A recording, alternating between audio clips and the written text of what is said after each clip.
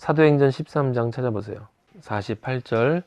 이방인들이 듣고 기뻐하여, 기뻐하여 나와요. 이방인들이 듣고 기뻐하여 하나님의 말씀을 찬송하며 영생을 주시기로 작정된 자는 다 믿더라. 하나님의 말씀을 찬송. 기쁨이 있는 사람은 찬송이 나올 수밖에 없어요. 네? 그럼 찬송하면 지루해요?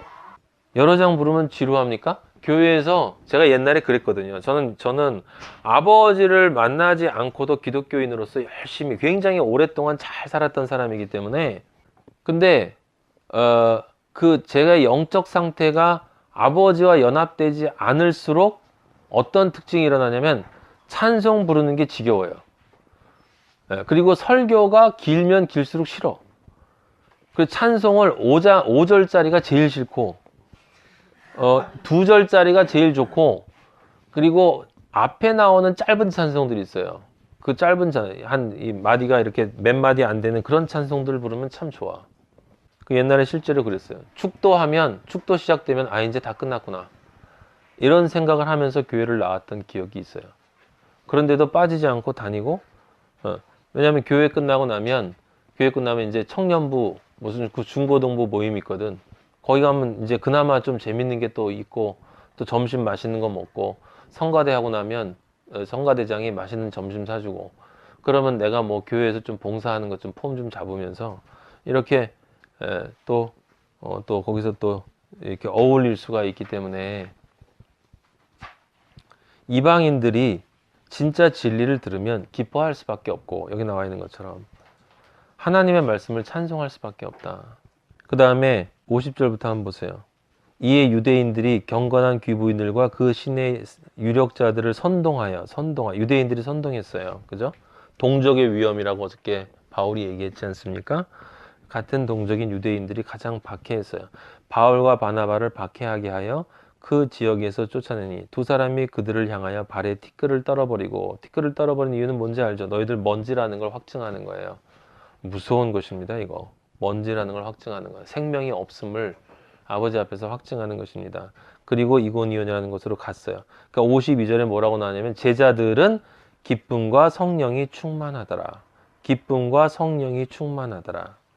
그 앞에 이방인들이 기뻐하여 그랬잖아요. 기뻐하여. 그러니까 기쁨이라는 건 뭐예요? 그건 성령이 연합되어지면 성령이 주는 선물이에요. 성령이 주는 선물. 그죠? 성령의 선물이에요. 그리고 지금 52절에 제자들이 기쁨과 성령이 충만하니라, 여기서는 그 기쁨이라는 것이 첫 번째로는 성령의 선물이지만 동시에 기쁨이 뭐라는 얘기입니까? 성령의 능력이에요. 능력. 기쁨이 능력이야. 힘이에요. 권세예요. 그래서 그 기쁨이라고 하는 이 그리스도인만이 가지고 있는 이 영적 기쁨은 선물로 받아 능력이 되어야 되는 거야. 선물로 받아서 능력이 되어야 돼요. 지금 이방인들이 누구나 다 그리스도인은 성령을 받으면 기쁨이 나올 수밖에 없어요. 여러분들도 다 경험했을 것이고 저도 경험을 했고, 근데 그 기쁨이 그냥 기쁨으로 멈추는 것이 아니라 그 다음엔 그 기쁨이 능력이 된단 말이에요. 어떤 능력이 되냐면, 지금 유대인들의 박해를 받아도 52절에 제자들이 기쁨과 성령이 충만하더라 라고 하는 말이 나와 있는 것처럼, 기쁨이 뭐가 돼요? 능력이 되어야 돼.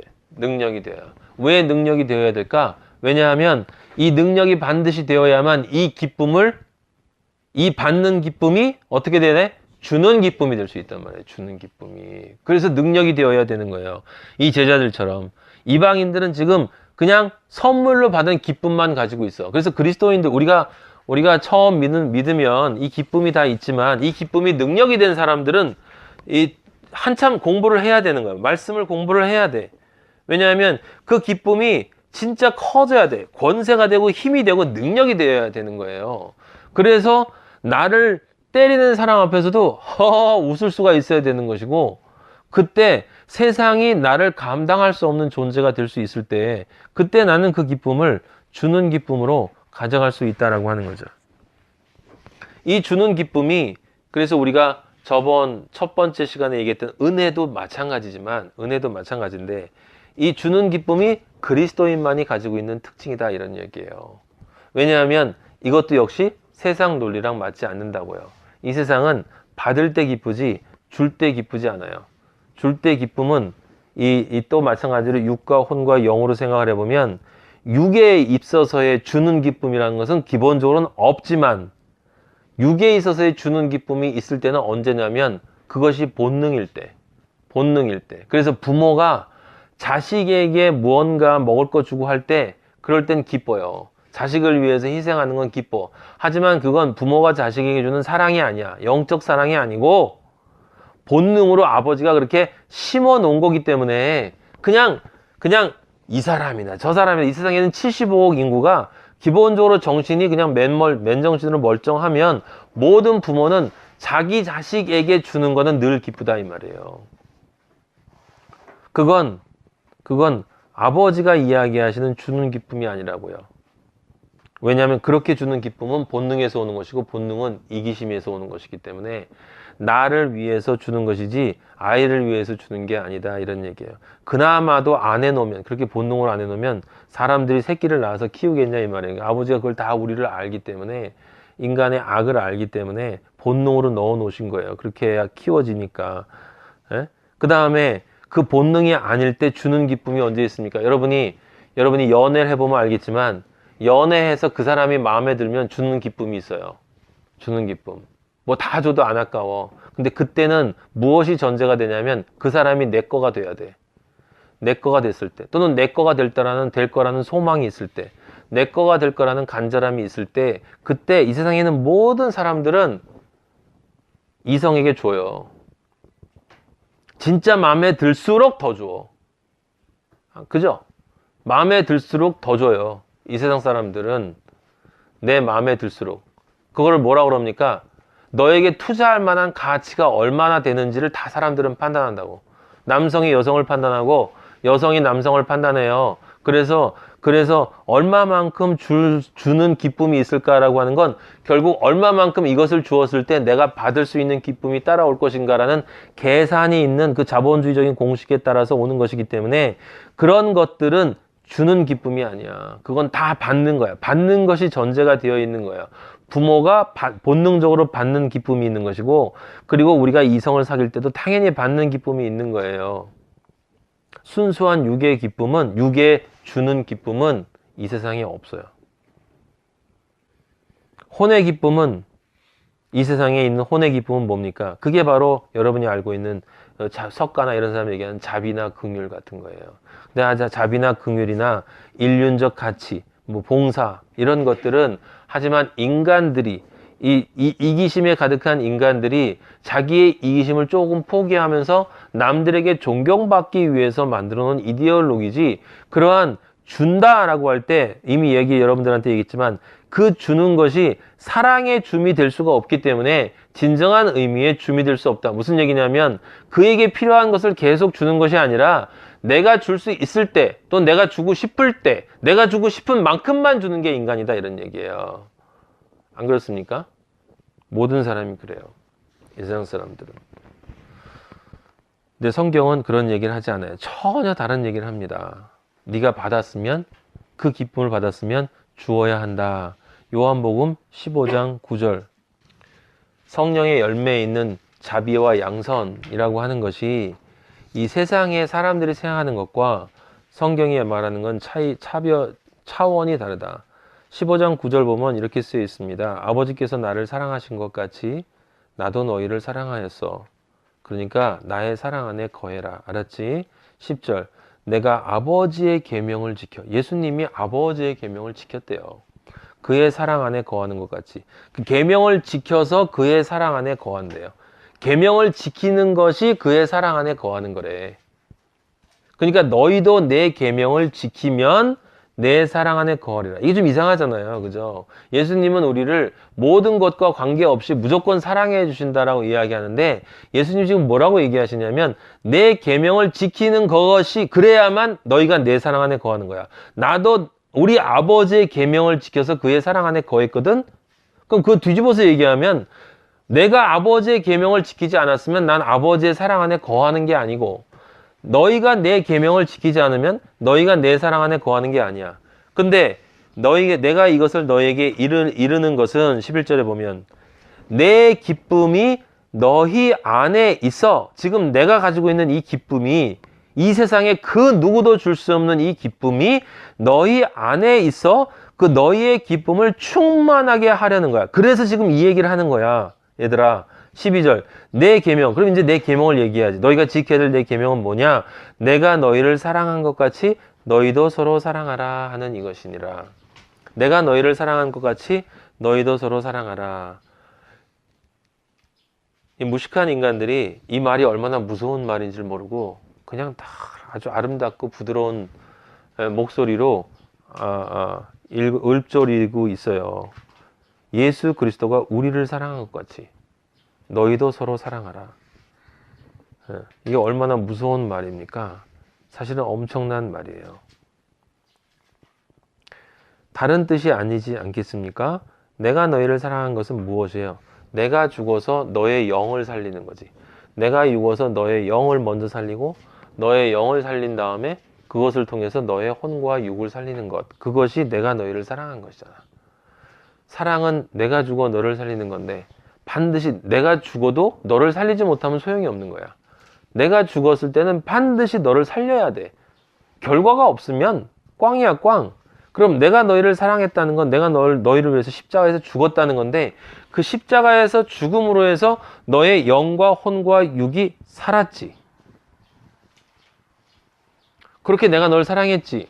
그러니까 너희도 서로 사랑하라 라고 하는 거예요. 이것을 어떻게 합니까?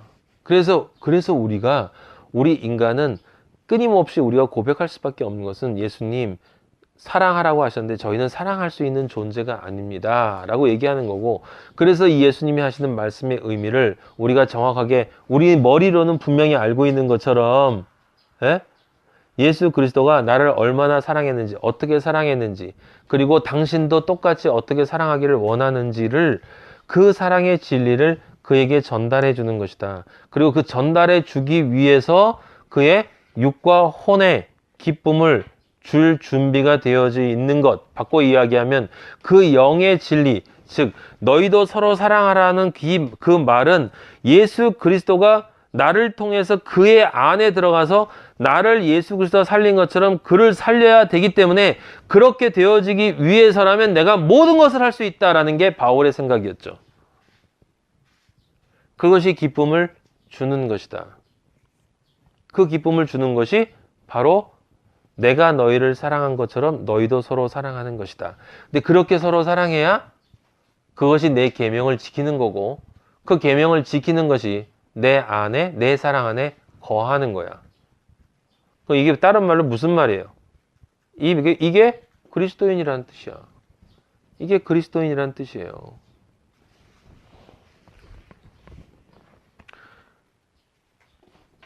근데 이것을 주면 예수님이 뭐라고 하셨습니까? 내 기쁨. 내 기쁨. 내가 십자가에서 매달리면서 그 영육혼의 지옥을 경험하면서 저주받은 존재로 달렸는데, 그 달린 것이 나에게 뭐다? 기쁨이었다. 기쁨. 왜냐하면 내가 그렇게 달리면서, 내가 그렇게 달려있는 그 십자가의 고통을 통해 너희가 살아날 것을 알고 있기 때문에, 그래서 아버지한테 나는 요한복음 17장에서 아버지한테 빨리 나를 영화롭게 해달라고, 빨리 나를 십자가에 매달리게 해달라고, 그것이 나의 기쁨이기 때문에.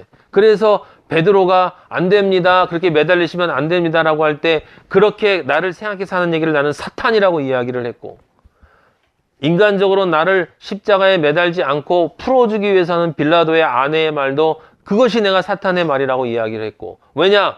그 모든 것들은 다 무엇을 빼앗는 거냐면 예수 그리스도만이 느낄 수 있는 이 영의 기쁨을 빼앗는 것이기 때문에, 이 온 우주에 단 하나 존재하는 그 사랑의 기쁨, 그 사랑을 주는 그 기쁨, 그 기쁨을 빼앗으려고 하는 것이기 때문에 나는 나의 기쁨을 절대로 빼앗기지 않는다라고 하는 게 예수님의 그런 말이에요. 다른 말이 아니라. 근데 그 기쁨이 우리 안에 충만하게 된다는 이야기는 내가 예수 그리스도가 누군가를 살렸을 때 느껴지는 그 기쁨과 동일한 기쁨을 내가 내 안에 가지기 위한 간절함이 나에게 있어야 한다. 근데 나는 예수 그리스도가 아니니 나는 반드시 예수 그리스도를 그 존재에게 반드시 예수 그리스도와 연합하도록 만들어줘야 되겠다는 그 간절함. 근데 그 간절함을 하기 위해서 내가 진리를 전할 수 없으면 그 진리가 들려줄 수 있도록 하는 것. 어떤 방식으로든 제일 중요한 것은 방식이 중요한 게 아니라 저 존재가 예수 그리스도와 연합되어져서 아까 이방인들이 듣고 기뻐하여 라고 했던 그 기쁨이 그 존재에게 있어야 한다는 것. 그래서 새롭게 부활하고 거듭나고 하나님의 아들이 되어지는 길을 출발할 수 있도록 만들어줄 때 그때 예수 그리스도가 느꼈던 그 기쁨이 나에게도 있다. 그것이 바로 주는 기쁨이다. 주는 기쁨. 받는 기쁨이 있는 사람이 그 받는 기쁨이 있는 사람이 그것이 능력이 되어질 때 말씀으로 채워져서 능력이 되어질 때 그 주는 기쁨을 누릴 수가 있다라고 하는 거 아니었겠습니까?